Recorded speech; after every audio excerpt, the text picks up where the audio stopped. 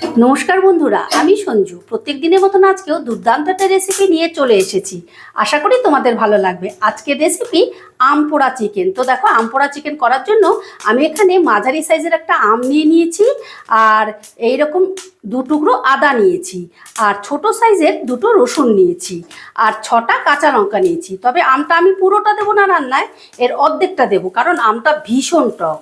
এবার সমস্তটাকে আমি বেশ ভালো করে পুড়িয়ে নেব। দেখো, সমস্তটা আমি বেশ ভালো করে পুড়িয়ে নিয়েছি। এবার এগুলোকে তুলে আমি জলের মধ্যে রেখে দেবো, তাহলে তাড়াতাড়ি ঠান্ডা হয়ে যাবে।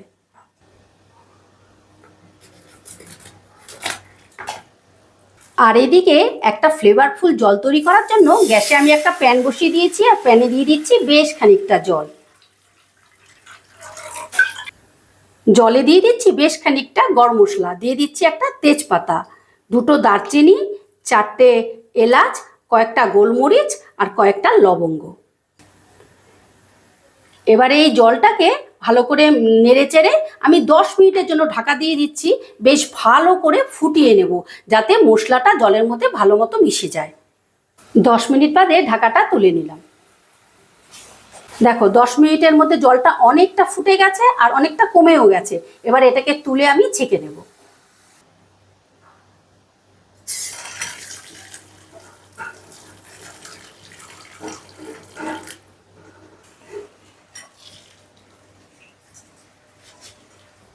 এদিকে দেখো, আম, রসুন, আদা এগুলো বেশ ভালো মতো ঠান্ডা হয়ে গেছে।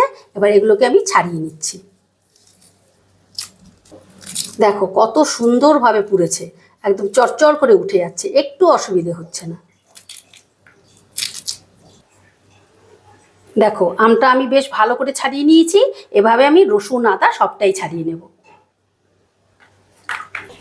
দেখো, মশলার খোসাগুলো আমি বেশ ভালো করে ছাড়িয়ে নিয়েছি, আর আদাটাকে টুকরো করে নিয়েছি। এবার একটা মিক্সিং পট নিয়েছি, এর মধ্যে আমি মশলাটা দিয়ে দিচ্ছি।